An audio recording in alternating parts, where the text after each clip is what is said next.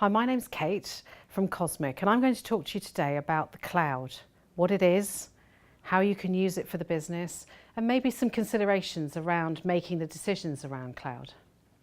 So the first thing I want to talk about is, what is the cloud? I think it's a really hard one for people to answer, but the easiest way I can describe it is that cloud is using software, using anything from your computer that isn't actually living on your hard drive or living on a server. It's living somewhere else, somewhere that you don't necessarily know where that place is. That's the cloud. So we can put basically anything into the cloud. We can put in our emails, we can put in our software, we can put our files and storage, we can use it as a communications channel. We can even build our infrastructure and our platforms on the cloud. Why have we got cloud now? Why is it now? And I think the important thing around this is to understand that cloud isn't new. It's just that we've got the perfect storm happening now around cloud technology. The most important part of that, the most important part of the jigsaw in that, is actually infrastructure. The fact that broadband, we're getting super fast broadband coming, and we've got 3G, 4G networks in place that mean that we can be in contact all the time with our systems. So that's one of the pieces of the jigsaw. The other piece that I think is important, and one of the probably the key drivers actually in this area, is the fact that mobile technology, tablets and mobiles, are fantastic for accessing information, but are not great for storing everything. So cloud, in some ways, has happened because we can't store things on our tablet or our mobile devices. And the third thing is around the fact that actually data has become so much cheaper. It's still a cost associated with it, but it's much cheaper than it was. So we can move around documents quicker and cheaper than we ever could before. So that's a little bit about understanding why now. We've been using cloud at home in our personal lives for a long time actually. If you've got a Gmail account, or if you've got a BT Yahoo account, or any of those accounts, those are all cloud-based. If you've been storing your photographs in somewhere that isn't your computer, that's all cloud-based. If you use Skype or Google Hangouts, that's cloud. So we've been using it a lot in our personal lives, but it's only just really filtering now into the business area. So the way that we talk about cloud is, as usual, in acronyms. We have three acronyms that we use a lot: SaaS, PaaS and IaaS. And they're very simple. SaaS is software as a service. PaaS is platform as a service. And IaaS is infrastructure as a service. So the first one, SaaS, is about your applications being hosted in the cloud. PaaS is about actually bringing all of that together and creating your own platform. And then IaaS is including the networks in there and the whole infrastructure in the system. And you can use cloud at whatever level you want. You might just like to use it at SaaS level, or you might want to grow it to PaaS or to IaaS. It's up to you. The other thing to understand about cloud is public and private cloud. Most of the software that we use when we use the cloud for the first time will be in the public cloud. It's on the internet. Whereas a private cloud use is off the internet in your own network. Now obviously, if you want to build a private cloud, that costs quite a lot more than using just the public cloud services that we can use. So why use the cloud? Well, one of the key reasons to use the cloud is moving costs in the business. Keeping costs low, particularly if you're starting from scratch for a business. It means we don't have to pay for a server up front. It means we don't have to buy software all at the same time at a cost that is an awful lot of money. Instead of that, we can rent the services.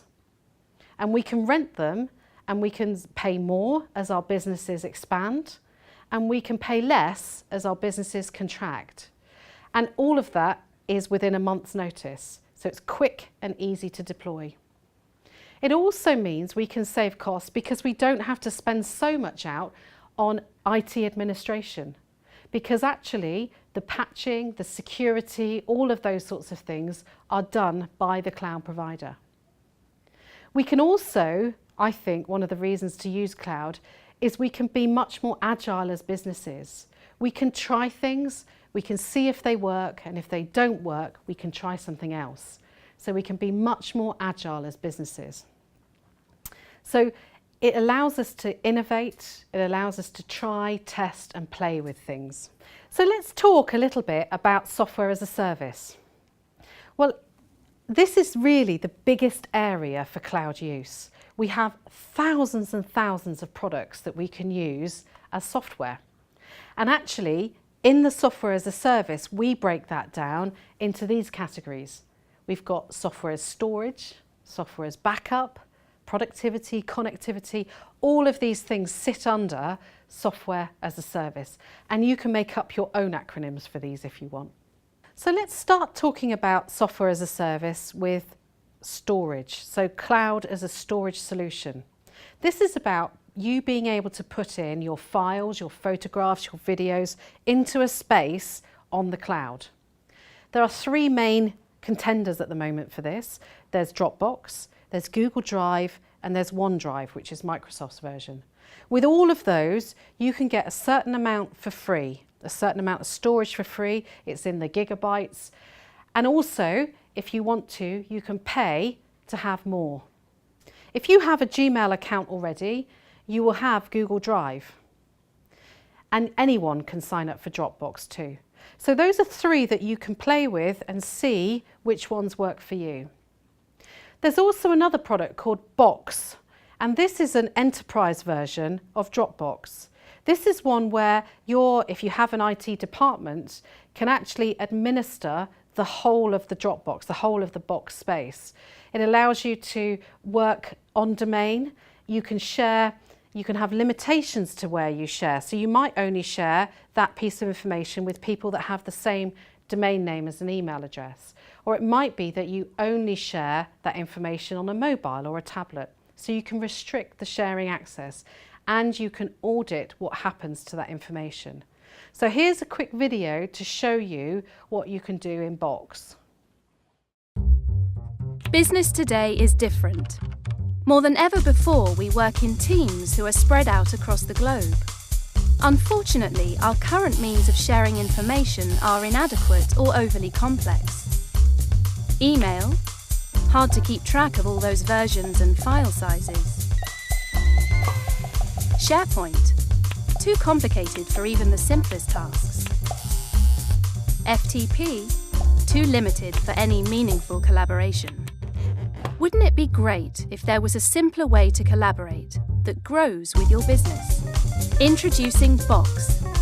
With Box, collaboration is simple. Box consolidates your content online in a single, easy-to-organize location. You can securely create and share files and folders and continue to build upon them as a team. You can put your whole file system on Box and access anything securely from anywhere on any device. Share a file with a simple link or invite people to share a whole folder of files.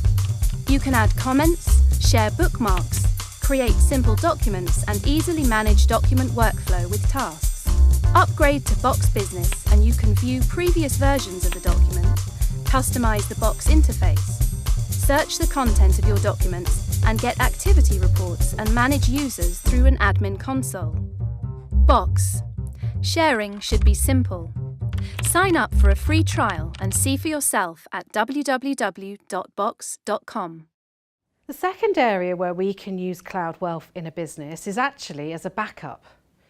There are products now available that allow us to back up automatically the computers and the servers that live in our business. And that happens overnight.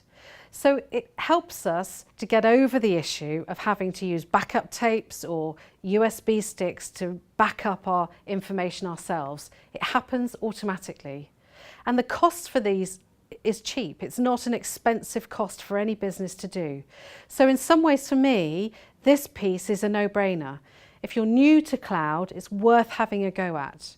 The 3 products I've shown you here are CrashPlan, Backblaze and Carbonite. And all 3 of those you can play with, you can have free trials and have the opportunity to see what they can do for your business. The third area that I think is worth having a look at is using cloud for productivity. By this I mean the things you normally do in your business. So I've shown you some products here that I think might be worth you having a look at. For example, Breathe HR is an HR system that allows you to track and to monitor what your staff are doing. So sick leave cards, annual leave requests information, the training requests, all of those sorts of things sit into Breathe HR. So you don't have to have a paper-based system anymore, and staff can request whatever time of day they want to, whenever suits them. Really valuable system.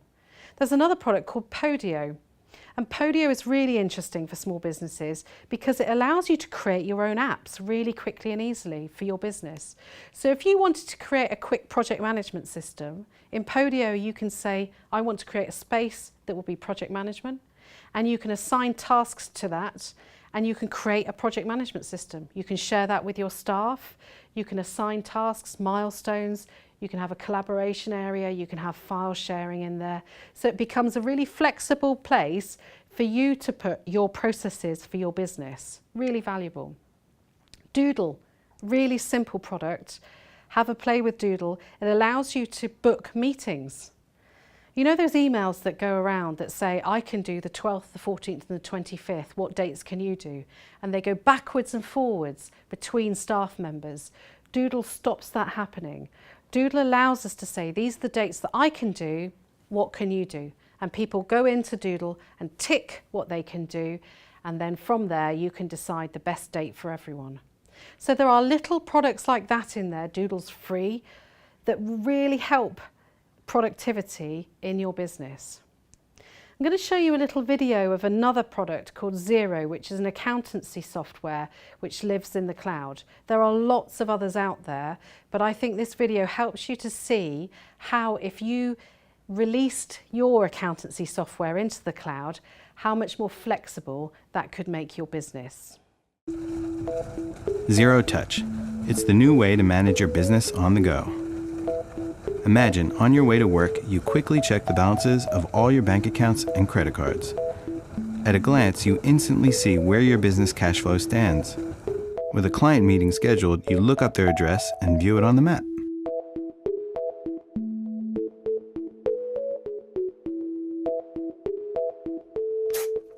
To expense your travel, you take a photo of the receipt, and it's instantly uploaded to Xero. Say goodbye to stuffing your wallet full of receipts. Once the job is done, simply create and email your invoice on the spot. At the end of the day, with your cash flow under control, you can relax. Thanks to Zero Touch. Cloud can also be used for a CRM system. So this means that wherever we are, whatever device we're using, we can access the same information about our customers no matter where we are. Really important. And some of these products we can use are free. Some of them are very, very inexpensive. There's some bigger ones too. The market leaders in this is Salesforce, Microsoft Dynamics. Those are the big ones that, if you're a larger business, are worth really looking at and investing in. But there are also some little ones. There's Capsule. I think Capsule at the moment is about £8 per month. And that allows you to not only assign contacts and keep your contacts in one place, it allows you to create Salesforce automation. So you can generate leads from your website straight into the CRM, and then it alerts your staff to that lead. It checks that they've emailed them or made contact, and then moves them through that sales process. Equally, it can track all the other information around that customer. So if they're interacting in social media, that can also be saved as their client record. If they're interacting on your website, it can be saved in their client record. You can, if you want to, even record and keep telephone calls as well. So these types of CRM systems allow you to be much more have a much broader view of your customer than just your staff typing in the information and keeping that up to date. So have a look at some of those CRM systems, and some of them, if there's only 2 or 3 of you in the business, allow you to use it for free. The other area that's worth having a look at is communication. I'm sure you've maybe tried and played with Skype before, but there are others as well. There's Google Hangouts, which is a very similar video conferencing system, but allows us to get 10 people onto a video call at the same time and screen share. So you could run webinars, you could run training sessions through things like Google Hangouts for free. So that's a little bit about software as a service. And as I say, there's thousands of pieces of software out there that we can play with. The other area that we've talked about is platform as a service. This is about bringing together pieces of software into one place and being able to use them all from that place. And the 2 market leaders in this are Google Apps and Microsoft 365. And both of these have very similar attributes. So they have a productivity area where we can have the equivalent of Word, Excel, PowerPoint, all of those sorts of things in there, all the latest editions, all the time. We've got an area for email. So all of our email is stored there like a server, like an Exchange, but is saved as in the cloud. We've also got an area where we can save all of our files. So we've got a file server. And we've got that full communication suite as well. We've got Hangout, we've got Link, all of that is in there too.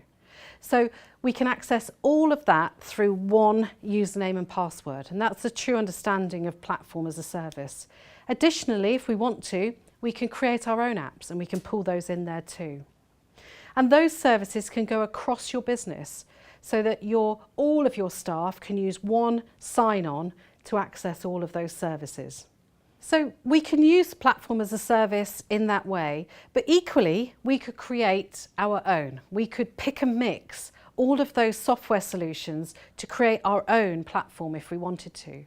So we could use Dropbox as a file server, we could use Xero as our accountancy system, we could use Capsule as a CRM system, Podio as our project management system, and we can pull all of that together ourselves if we want to. We don't need to have big high levels of IT expertise to implement these systems into your business anymore. So do have a play with them, do have a look at them and see if they suit your business. When you're thinking about the cloud though, there are things you need to think about.